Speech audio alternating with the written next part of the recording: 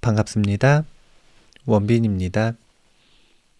세상의 모든 지식을 출세간의 지혜로 꽃피우기 위한 공부, 원빈 스님의 도서관, 환희미소 시간입니다. 오늘은 당신의 질문에 전생은 이렇게 답합니다. 라는 책을 가지고 왔습니다. 박진여 지음, 김영사 출판사입니다. 표지에는 진정한 나를 찾아가는 전생 리딩 이야기 이렇게 소개하고 있고요. 나는 누구일까? 무엇을 위해 태어났을까? 왜 이렇게 살고 있을까?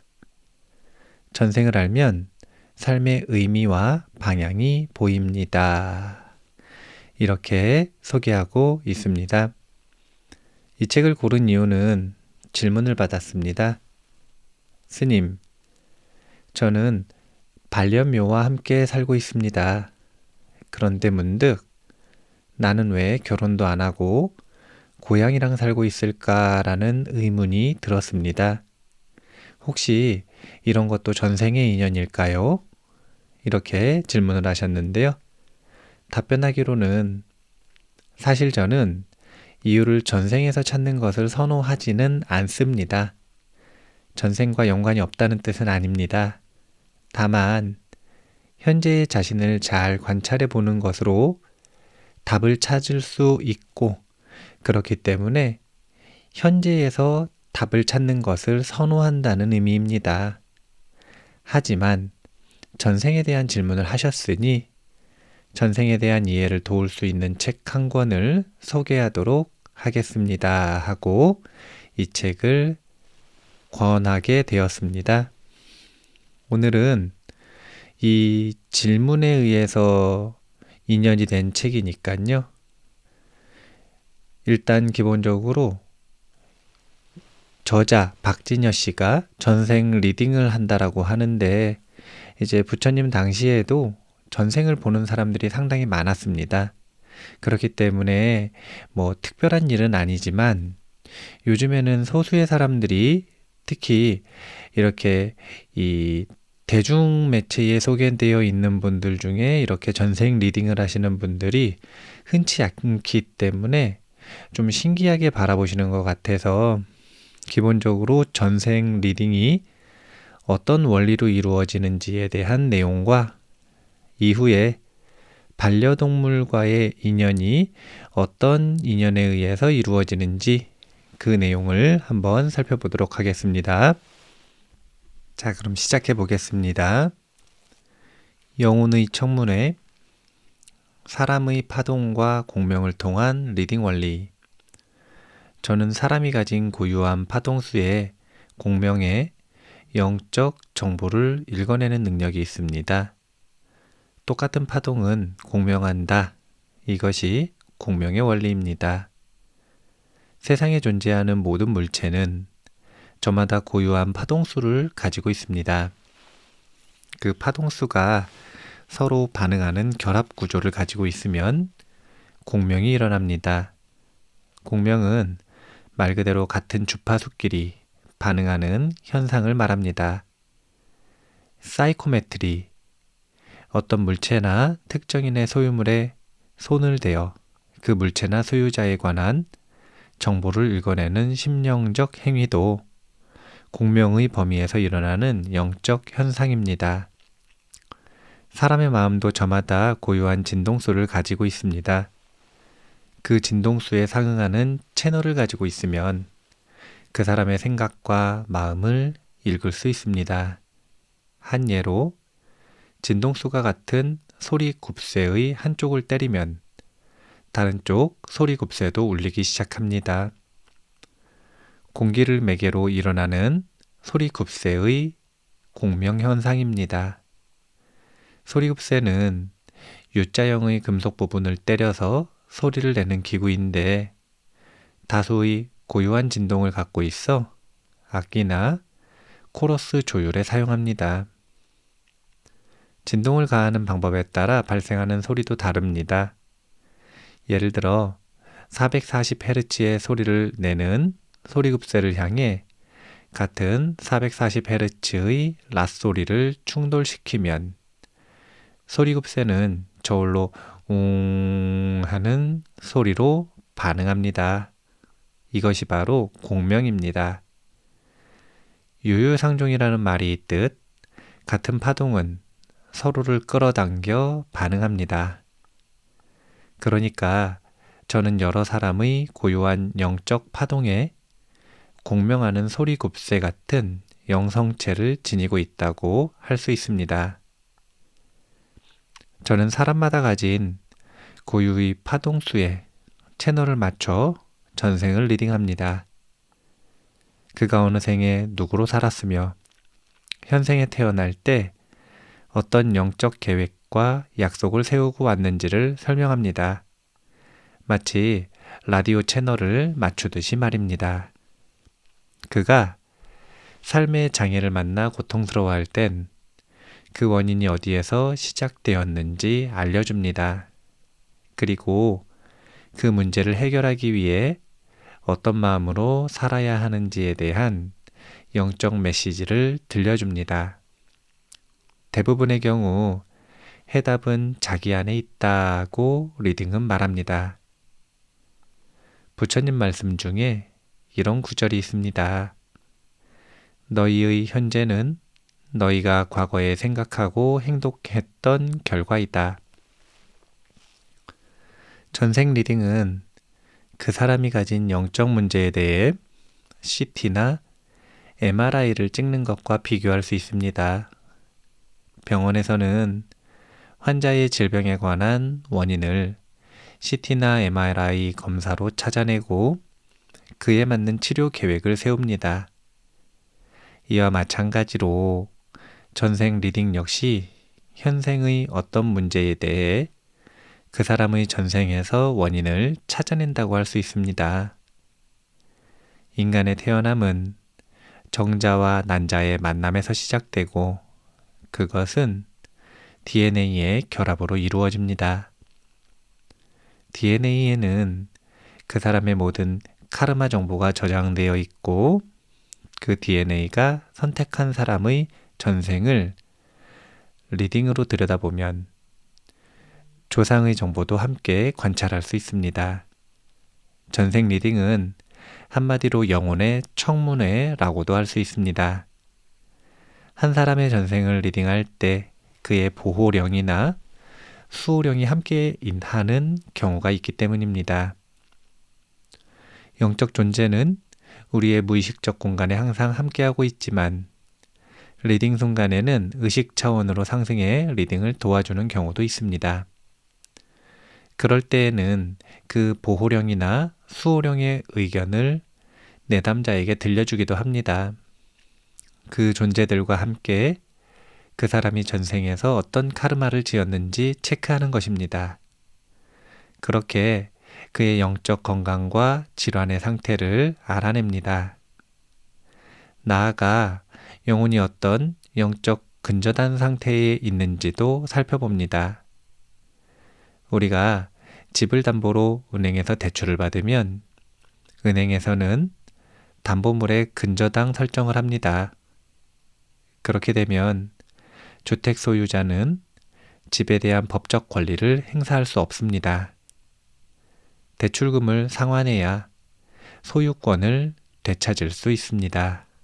이와 마찬가지로 전생에서 지은 부적절한 카르마가 영혼의 채무가 되어 그 영혼에게 영적 근저당이 설정될 수도 있습니다. 그런 영적 현상이 일어나면 카르마의 법칙은 영적 채무를 갚을 때까지 그 사람의 삶에 간섭하게 됩니다. 마치 돈을 빌려준 은행에서 차주에게 채무 상환을 독촉하듯이 말입니다. 그런 영적 관계에 놓인 사람들은 삶이 고단하기 마련입니다. 그러나 그 고단함이 자신의 영적 채무를 상환하기 위한 과정으로 이해하고 받아들이면 그 힘들고 어려운 시련의 강을 무사히 건널 수 있습니다. 지금 저자가 전생 리딩을 하는 원리를 말하고 있습니다. 다른 것이 아니라 사물, 마음에 고요한 진동수가 있고 그 진동수와 자신을 공명시켜서 그 채널에 접속한다는 거죠. 그 마음에 접속한다는 거죠. 공명이 이루어지면 정보를 주고받을 수 있거든요. 이제 양자물리학이라고 하는 신과학 분야에서는 우리가 이루어져 있는 구성 물질에 해당이 되는 양자가 서로 간에 얽혀 있고 그 양자 얽힘에 의해서 세상에 있는 모든 접촉된 존재들은 사실은 시간과 공간을 뛰어넘어서 정보를 주고받는 원리를 설명하고 있습니다. 그래서 사실은 양자로 이루어진 모든 존재는 일체지, 세상에서 일어나는 모든 일을 이미 알고 있다라고 하는 원리를 설명하고 있죠. 다만 자아의식을 비롯해서 여러 가지 장애물들이 자신에게 주어지는 그 정보를 알지 못하도록 막고 있을 뿐이다. 그러니까 불교 수행의 원리라고 하는 건 그런 장애물들을 녹이고 그 장애물들을 극복하면 사실은 점점 알아지는 것들, 자연스럽게 알아야 하는 것들, 알고자 하는 것들을 알게 되는 힘이 커지게 됩니다. 이런 것들을 지혜라고 하는데요. 여러 가지 지혜로 표현을 하는데 그런 여러 가지 지혜 중에 하나가 전생을 보는 지혜가 있습니다. 그런 전생을 보는 지혜에 대한 저자 나름의 원리 설명을 읽어봤다고 할 수 있을 것 같습니다. 이런 원리를 바탕으로 반려동물과의 인연이 어떠한지 한번 읽어보도록 하겠습니다. 인간과 반려동물의 인연. 목숨 걸고 사투를 벌인 반려견의 보은. 인도에서 주인을 구한 반려견의 이야기가 화제가 된 적이 있습니다. 인도의 타임스 오브 인디아 2019년 8월 17일 판에 따르면 피해자 아루나 라마는 집에서 딸과 함께 차를 마시던 중 주방 아래쪽 닭장에서 이상한 소리를 들었습니다.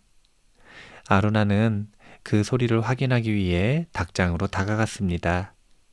그리고 조심스럽게 닭장 문을 여는 순간 갑자기 안에서 표범이 뛰쳐나와 달려들었습니다. 표범이 닭 사냥을 하려다가 사람을 공격한 것입니다. 아루나는 표범과 함께 땅바닥에 나뒹굴었습니다. 그리고 표범을 자신의 몸에서 떼어내려고 온 힘을 다해 발버둥 쳤습니다. 하지만 여인의 몸으로 야생 표범의 힘을 당해낼 수 없었습니다. 그때 반려견 타이거가 맹렬히 짖어대면서 아루나와 표범 사이로 뛰어들었습니다. 그리고 표범을 격렬하게 물어뜯었습니다. 곧 표범은 꽁무니를 빼고 달아났습니다. 아루나와 반려견 타이거는 2017년 처음 인연을 맺었습니다. 타이거는 원래 유기견이었는데 굶주릴 때마다 아루나의 집을 찾아왔습니다. 그때마다 아루나는 타이거에게 음식을 줬고 그게 반복되다 보니 자연스레 반려견으로 집에서 기르게 되었습니다. 그 반려견이 주인을 구한 것입니다. 굶주린 자신을 돌봐준 주인을 위해 목숨 걸고 사투를 벌인 보은이라고밖에 생각할 수 없습니다. 반려동물에 대한 사랑은 우리에게 긍정적 영향을 끼칩니다. 사람이나 동물 모두에게 행복감과 힐링을 줍니다. 하지만 반려동물에 대한 잔혹행위는 부정적 결과를 낳고 그 에너지가 결국 자기 자신을 해치게 됩니다. 그릇된 행위는 의식의 잘못에서 비롯됩니다.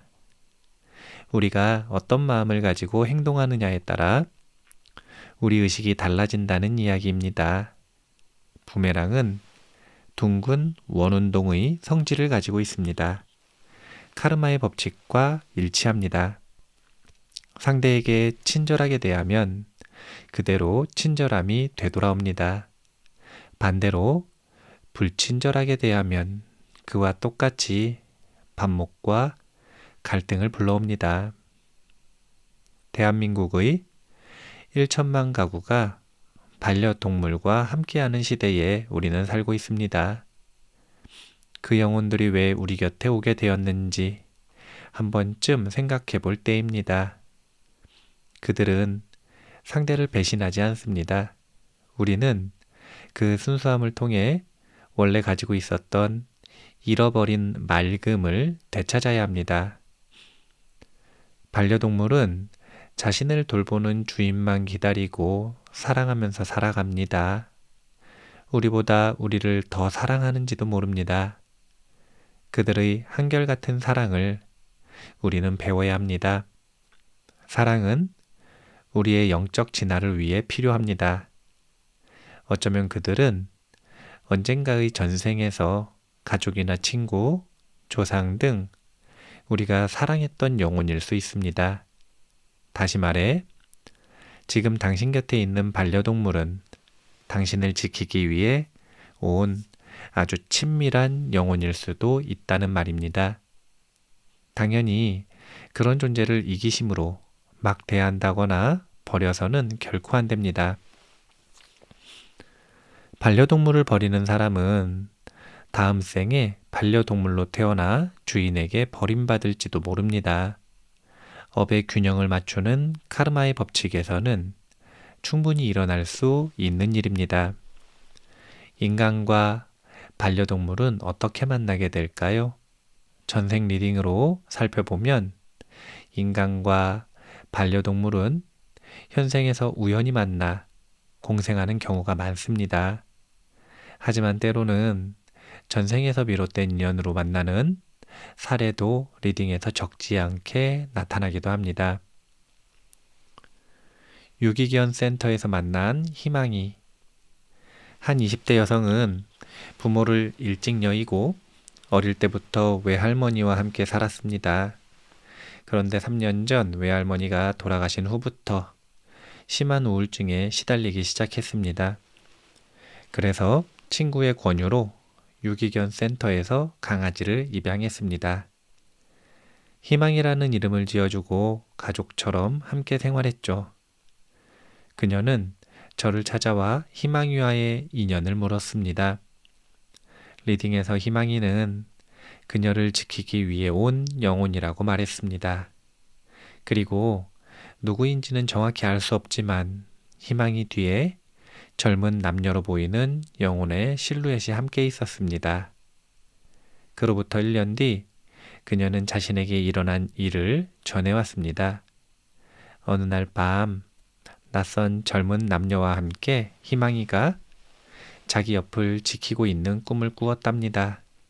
그 이후에도 여러 번 비슷한 꿈을 반복해서 꾸었는데 그 꿈을 꾸고 난 뒤 놀라운 사실을 알게 되었습니다. 그녀에게는 자신이 아주 어릴 때 일본으로 시집간 이모가 있었습니다. 일본 여행길에 이모 집을 방문했는데 그때 이모가 가지고 있던 가족 앨범을 보았습니다. 그리고 그때 갓난 아이를 품에 안고 있는 부모님의 사진을 처음 보았습니다. 그런데 놀랍게도 그 사진 속 부모님이 저와의 리딩에서 전해 들었던 꿈속의 젊은 남녀 실루엣과 많이 닮았다는 영적인 느낌을 강렬하게 받았다고 했습니다. 그녀의 할머니는 딸의 결혼을 극구 반대했습니다. 하지만 딸이 반대를 무릅쓰고 결혼하자 서로 절연하고 살았습니다. 그 후 딸 부부는 교통사고를 당해 어린 딸을 혼자 남겨둔 채 젊은 나이에 죽고 말았습니다.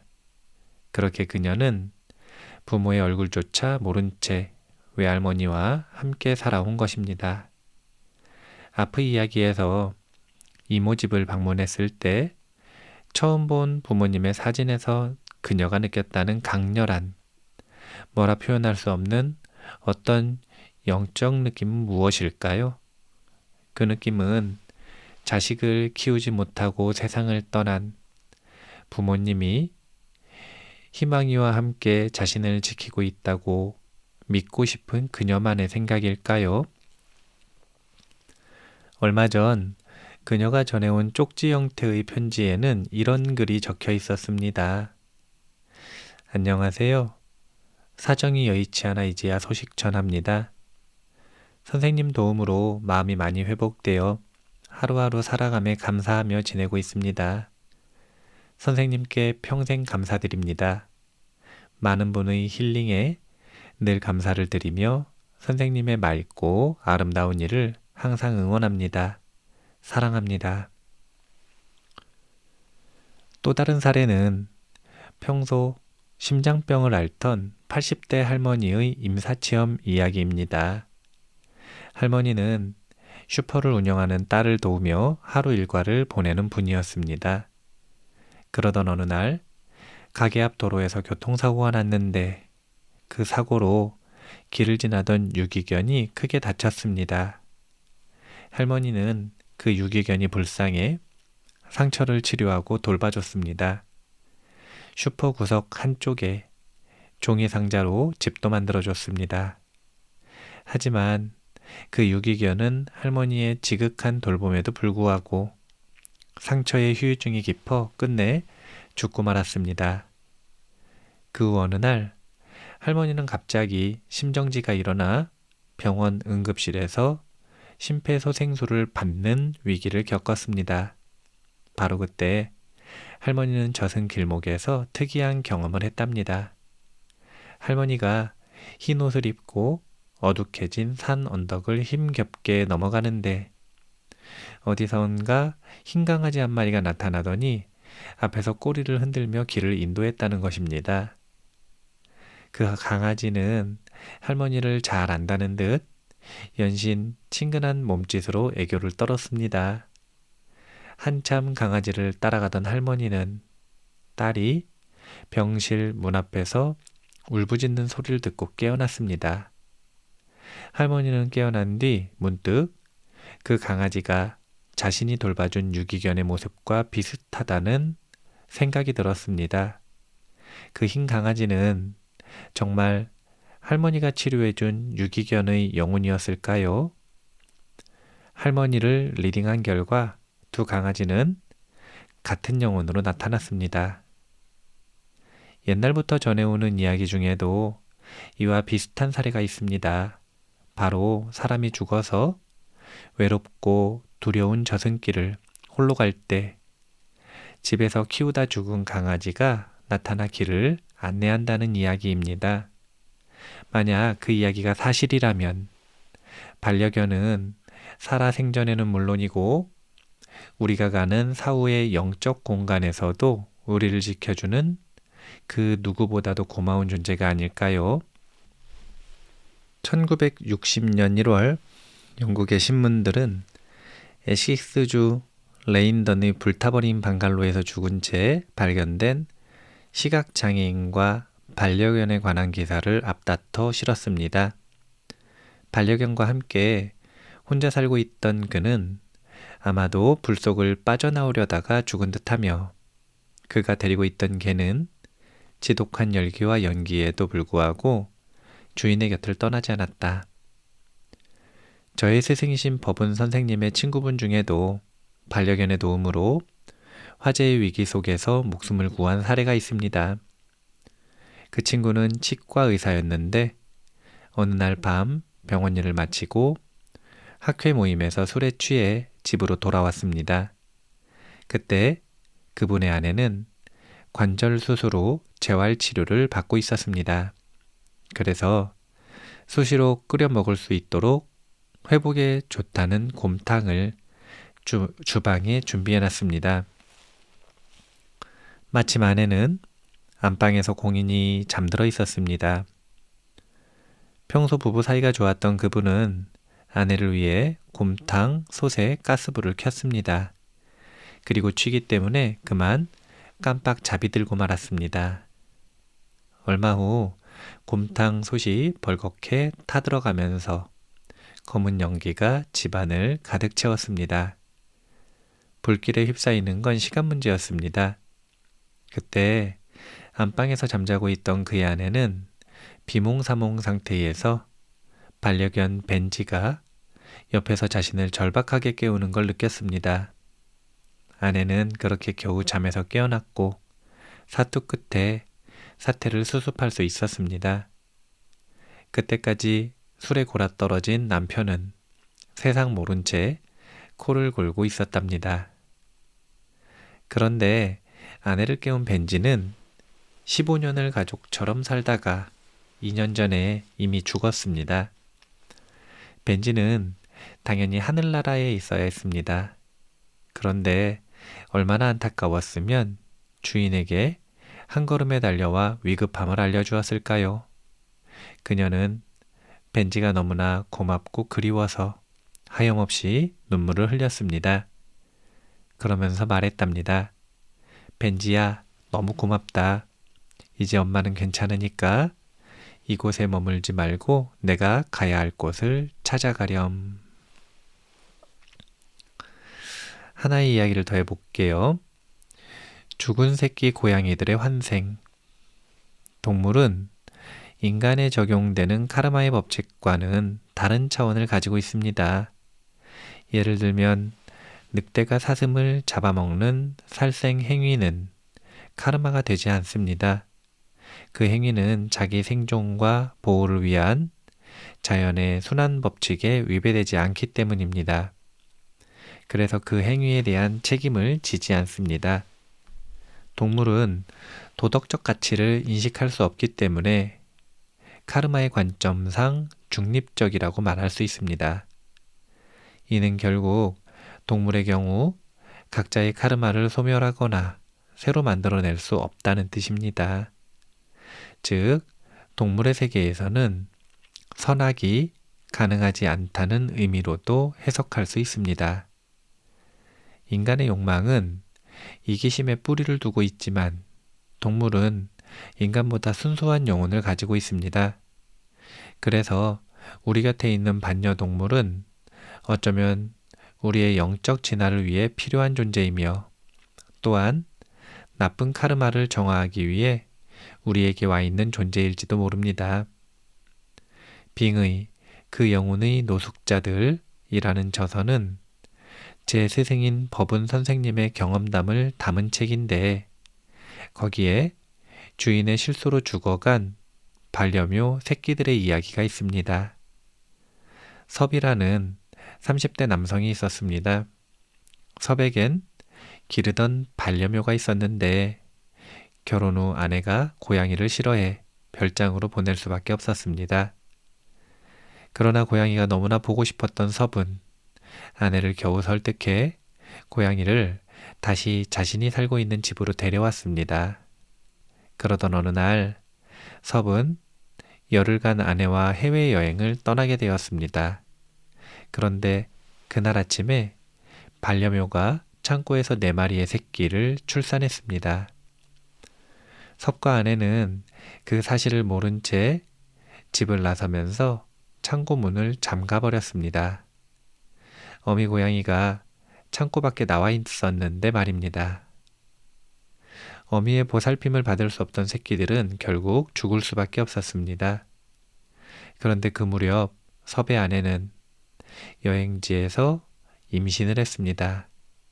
그리고 10개월 후 묘성증후군, 고양이 울음소리를 내는 병이라는 희귀 질병을 앓는 아이를 낳았습니다. 스승님의 영적 투시로는 죽은 고양이들이 섭의 자식으로 태어났다고 했습니다. 태어난 아이는 4살까지 살다가 죽었는데 새끼 고양이들의 영혼이 섭의 자식으로 태어나 짧은 시간이지만 지극한 정성과 사랑을 받고 떠났다는 이야기입니다.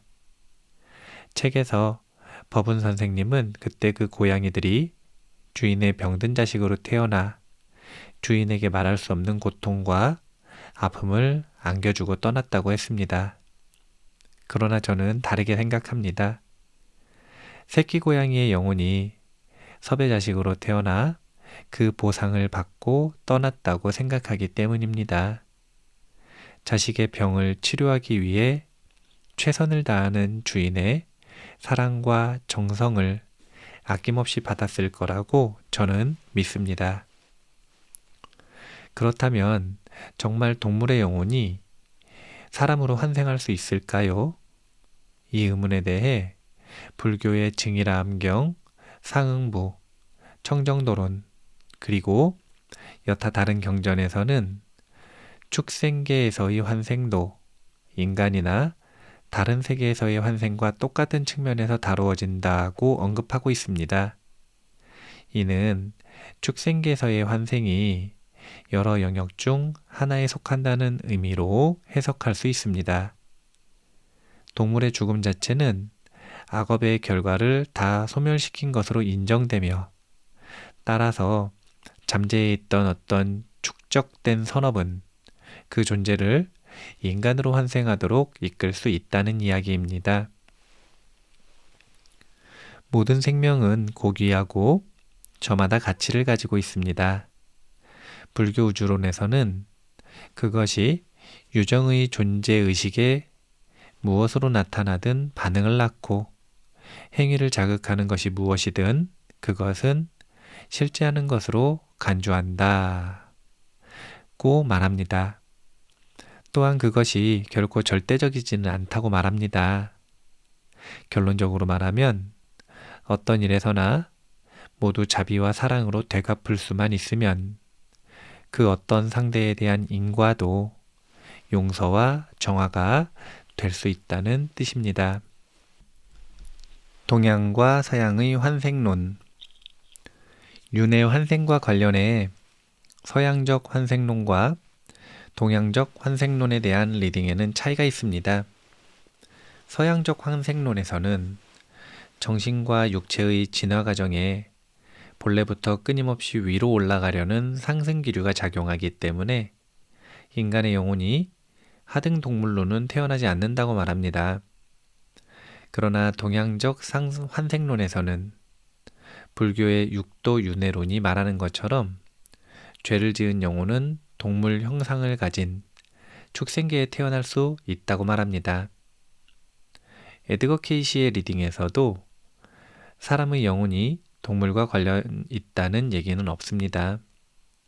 그러나 서양의 최면 연구가들은 내담자들이 전생에 동물의 몸으로 살았던 놀라운 이야기를 접할 때가 많다고 합니다. 고대 그리스 철학자 엠페도클레스는 이렇게 말합니다. 지금의 삶이 있기 이전에 나는 젊은이로, 소녀로, 숲의 덤불로, 그리고 저 바다에 사는 멍청한 물고기로 살았다. 자연은 모든 것을 변화시킨다. 영혼을 살갗이라는 어색한 옷으로 감싸면서 말이다. 아일랜드의 전설적 영웅 투언 맥 케이릴은 인간으로 두 번째 환생하기 전에 320년을 살았는데 그중 100년은 인간, 80년은 수사슴, 20년은 멧돼지, 100년은 독수리, 그리고 20년은 물고기로 살았다고 합니다. 영혼이 최근의 전생들에서 겪은 경험은 인간뿐 아니라 동물의 형상 안에서도 반영된다는 설이 있습니다. 이 같은 설을 강력하게 주장하는 사람으로는 인도 남부에서 태어난 20세기 최고의 요가 수행자 스와미 시바난다 라다가 있습니다. 그는 영적 단계로 들어가기 전에는 의사였고 베단타 철학을 연구하면서 300여 권의 책을 집필하며 이웃에 대한 봉사로 일생을 보냈습니다. 그의 설법 요체는 봉사, 사랑, 나눔, 순수, 명상, 깨달음입니다. 그는 다음과 같이 말합니다. 귀족이나 부잣집에서 호의호식하는 개들이 있다. 그들은 차를 타고 다니며 더할 나위 없이 훌륭한 음식을 제공받고 푹신한 쿠션 위에서 잠을 잔다. 이들은 모두 전생의 인간이었던 존재들이 진화의 단계에서 굴러 떨어진 것이다. 부처님의 교법인 증일암경 10권 205번 경에는 다음과 같은 말이 있습니다. 그들 행위의 소유자는 그들 행위의 상속자들이다. 그리고 그들의 행위는 그들의 행위를 지닌 채 태어나는 자궁이다. 그들의 행위는 그들의 은신처이다. 생명을 살상하고 도적질하고 불륜관계를 맺고 거짓을 하는 사람이 있다. 탐욕스럽고 잔인하며 사악한 생각을 따르는 사람이 있다. 그는 몸과 말과 마음으로 슬그머니 그러한 행동을 범한다. 그의 행위와 말과 생각은 숨겨지며 그의 방법과 목적 또한 숨겨진다. 그러나 내 너희에게 말하노니 은밀한 방법과 목적을 추구하는 사람은 누구나 지옥의 고통을 받거나 네 발로 기어다니는 동물로 태어나는 두 가지 가운데 어느 하나를 얻게 될 것이다. 부정적 삶을 살다 죽은 인간의 영혼은 저차원적 공간에 머물게 되는데 그런 영혼은 고통의 세계나 짐승의 세계에서 자신의 새로운 구현체를 찾는다는 이야기입니다. 그러나 영혼의 에너지가 고차원이라면 그 에너지는 천상이나 영계에서 결과를 낳는다고 설명할 수 있습니다. 여기서 에너지란 죽음 직전 마지막 사고를 하는 순간에 마음의 중심부에서 분출되는 힘을 말합니다. 그 에너지엔 여러 생을 살면서 쌓아온 특성들이 녹아 있습니다. 때로 사람들 중에는 동물 같은 행동을 하는 경우가 종종 있습니다.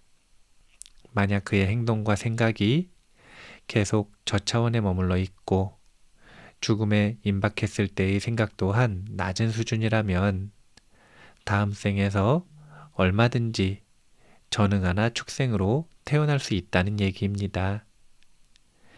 신지학자이자 신비학자인 앨리스 앤 베일리는 다음과 같이 말합니다. 악에 물든 영혼은 전응아로 태어남으로써 하급 회로로 전락할 수 있다. 이렇듯 철저한 발본책은 더 진보한 환생이 이어질 수 있도록 그 기반을 깨끗하게 청소하기 위한 것이다. 오늘은 여기까지 읽을 건데요. 질문자에게 반려묘와의 어떤 전생이 있을까라고 하는 그 의문에 답이 되었는지 모르겠습니다. 구체적으로 리딩을 받고 싶은 마음이 있는 것이 아니라면 사실은 원리와 해답을 찾으시면 돼요. 원리는 설명드렸듯이 고유한 진동에 접속해서 전생을 리딩한다 라고 하는 전생 리딩의 원리를 받고요. 해답은 다른 게 없습니다. 잘해주면 됩니다. 송덕사 근처에는 지리산 천왕봉 가는 길이잖아요. 그래서 관광지입니다. 여름철이 되면 길이 꽉 막혀 있을 정도로 사람들이 관광을 많이 오거든요. 그런데 그런 관광철이 되면 정말 안타까운 점이 하나 있어요. 그게 뭐냐면 일주일에 한 3마리, 4마리씩 꼭 유기견이 생깁니다. 그 유기견들이 일주일 이상 못 버텨요. 왜냐면 개장수가 잡아갑니다. 그런데 사라지고 나면 또 새로운 유기견이 3, 4마리씩 꼭 생겨요. 관광지에 와서 개를 버리고 갑니다. 반려견을 버리고 가요. 안타까운 일이죠. 반려견에게도 안타깝고 그리고 그 반려견을 버리는 악업을 지은 주인들에게도 정말 안타까운 일입니다. 그래서 반려견과 반려묘와 어떤 전생의 인연이 있을까 이것을 궁금해하는 것보다 저는 훨씬 더 중요하게 여기는 것이 그냥 현재 잘해주면 된다. 이 내용입니다. 지금 잘해주고 지금 은혜로운 관계를 맺으면 된다. 은결로 관계를 바꾸면 된다. 원한이 있으면 풀면 된다. 용서하고 용서를 빌면 된다.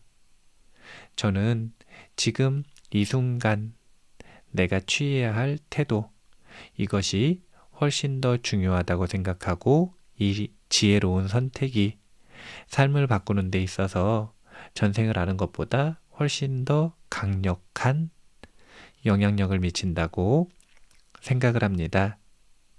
오늘 좋은 힌트를 얻으셨으면 좋겠습니다. 마무리할게요. 세상의 모든 지식을 출세간의 지혜로 꽃피우기 위한 공부, 원빈 스님의 도서관, 환희미소 시간이었습니다. 감사합니다.